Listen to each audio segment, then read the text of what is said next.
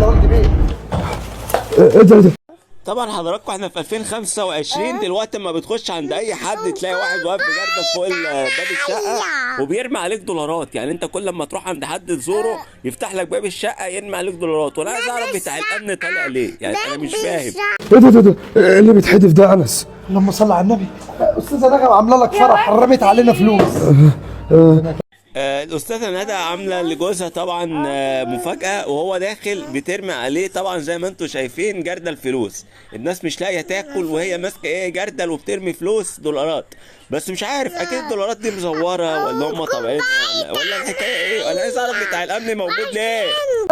ربنا يخليك يا حبيبتي، عامله ايه؟ وحشتيني يا حياتي. ربنا يخليك. اللي انا على الله يا استاذ وجدي عشان تقعدوا انتوا مع بعض. ماشي. طبعا الاستاذ وجدي جوزها عامل نفسه طبعا كفيف طبعا ولابس لي نضاره شمس وعامل نفسه خفيف. فالفيديو اللي جاي الوضع هيختلف، بتاع الامن هيبقى كفيف والاستاذ ايمن ده هيبقى بيشوف. وطبعا ايه هي طبعا الاستاذه ندى مقرطصه الاستاذ مع بتاع الامن والدنيا زي الفل خالص. انا عايز اعرف يا ابني انت طالع ليه انت بتاع الامن يا ابني؟ ما تروح تشوف شغلك يا ابني. ماشي. مالك يا استاذ وجدي؟ ربنا يخليك ربنا يخليك. ازيك يا حبيبتي، عامله ايه؟ انت يا وجدي وحشتني قوي. ربنا يخليك يا حبيبتي. يا ريتك ما رجعت يا استاذ ايمن، يا ريتك ما رجعت. انا مش عارف هي النضاره الشمس دي انت هتشيلها امتى عشان تشوف اللي بيحصل. يعني الراجل مقرطزك بتاع الامن. انا عايز اعرف بتاع الامن كان طالع ليه. انا مش فاهم. هو في بتاع امن بيطلع كده يقف في الشقق؟ انا عارف بتاع الامن بيقف في العماره. 3 سنين كده ما شوفكيش يا نغم. يا ترى انت بقيتي عامله ازاي دلوقتي؟ بقيت زي القمر يا قلبي. طول عمرك يا حبيبتي زي القمر. انا فرحان قوي والله ان انا رجعت. بس زي ما مخلي بالك الواد بتاع الامن عمال يلم الدولارات كده غلط.